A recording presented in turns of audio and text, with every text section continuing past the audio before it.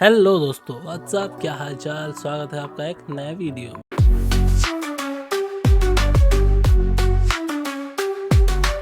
बात शुरू होती है लास्ट वीक से। लास्ट वीक जब मैं अपने नेफ्यूज़ के साथ बैठा हुआ था तो उन्होंने मुझसे पूछा कि यार मामा, आपकी एप्लीकेशंस कौन कौन सी लाइव है। मैंने उन्हें काफ़ी सारी एप्लीकेशंस के नाम बताए, यार ये एप्लीकेशन लाइव है, वो एप्लीकेशन लाइव है। तो उन्होंने मुझे, नहीं मामा, आपकी कौन सी एप्लीकेशन लाइव है। और इस छोटे से सवाल से मुझे एक रियलिटी चेक मिला कि यार मैं पिछले कई सालों से लोगों के लिए एप्लीकेशन बना रहा हूँ, कंपनीज़ के लिए टास्क कर रहा हूँ, लेकिन मैं खुद का तो कुछ बना ही नहीं पा रहा हूँ। क्योंकि इतने चीज़ें हमने की, इतने एप्लीकेशंस बनाए, इतने सारे फीचर्स बनाए, लेकिन कभी भी खुद का कुछ नहीं बना पाया। और यही मेरे लिए एक टर्निंग पॉइंट था। और उसी टाइम मैंने सोचा कि फाइनली मुझे अब एप्लीकेशन बनानी होगी।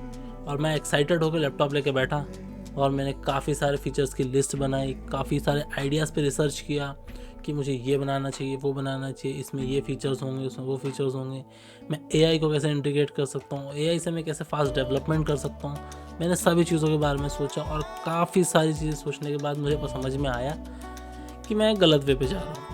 जब भी मैं क्लाइंट्स के लिए काम करता हूँ तो मैं कभी भी एक साथ सभी चीज़ों पे नहीं सोचता। मैं स्टेप बाय स्टेप एक प्लान बनाता हूँ कि मुझे कब क्या करना है, कब कैसी चीज़ें बनानी है, कौन कौन से फीचर्स मेन है, कौन कौन से फीचर्स बाद में बनाए जा सकते हैं। इस तरीके से एक प्रॉपर प्लान बनाता हूँ। तो फिर मैंने सोचा कि यार किस टाइप की एप्लीकेशन बनाई जाए। तो मुझे याद आया कि यार मुझे हमेशा से एक प्रोडक्टिविटी ऐप बनानी थी जो कि मेरे सारे काम को मैनेज करने के लिए मुझे हेल्प करे। क्योंकि जैसे मैं फ्रीलांसिंग करता हूँ तो मेरे पास कई क्लाइंट्स के वर्क होते हैं, साथ ही साथ मैं यूट्यूब क्रिएशन में भी आ चुका हूँ। अब तो मुझे कंटेंट भी बनाना होता है और अब जैसे ही मैं अपनी खुद के कुछ एप्लीकेशंस भी बनाना चाह रहा हूँ तो मुझे उसके भी सारे चीज़ों को मैनेज करना होगा।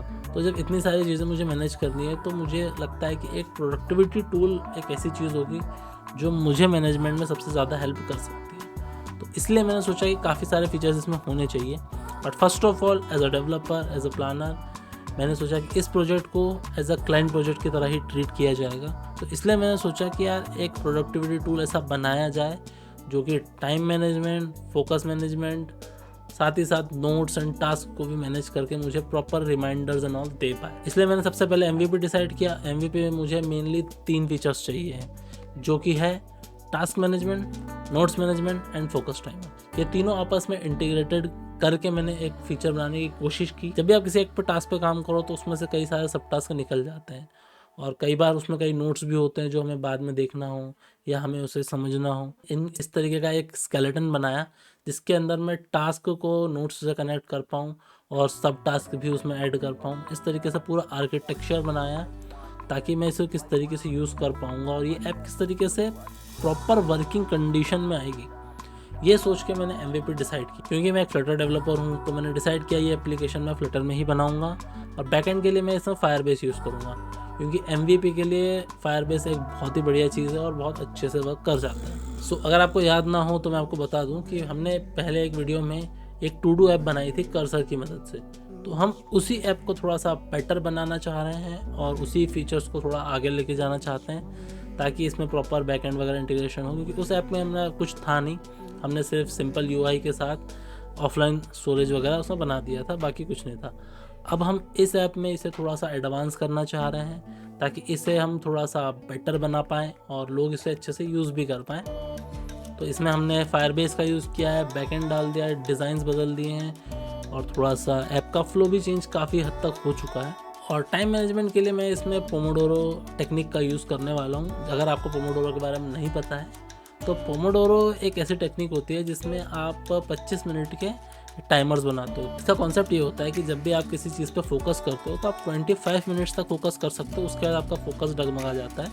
तो पोमोडोरो टेक्निक में ये होता है कि आप 25 मिनट तक किसी भी एक काम को प्रॉपर तरीके से करो, फिर 5 मिनट का ब्रेक लो, फिर 25 मिनट तक करो, फिर 5 मिनट का ब्रेक लो। ऐसे ही आप 4 पोमोडोरोस कर लो, उसके आधा घंटे का ब्रेक लो, जिसके बाद मतलब आपका काफ़ी प्रोडक्टिविटी बढ़ जाती है। मैंने कुछ दूसरी ऐप्स में इसे यूज़ किया हुआ है और इस सही में प्रोडक्टिविटी बढ़ती है।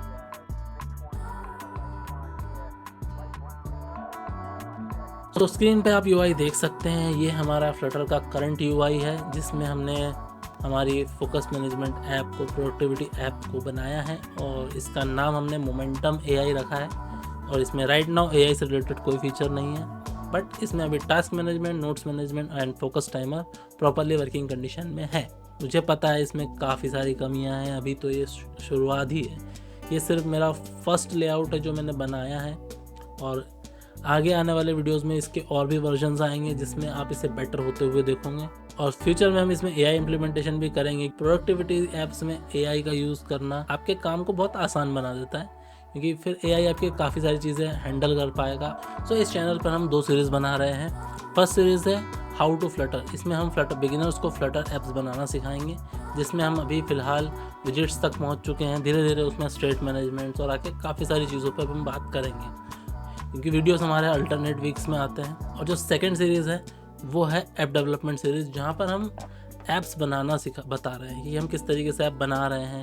और अभी जो मैं खुद की ऐप्स बनाने की मैंने शुरुआत की है, मैं इसी सीरीज़ में करने वाला हूँ। तो मैं आपसे अपनी पूरी जर्नी शेयर करूँगा कि कैसे मैं एक ऐप बना रहा हूँ, कैसे उसे लाइव कर रहा हूँ, उसमें क्या मुझे रिस्पांस मिल रहा है।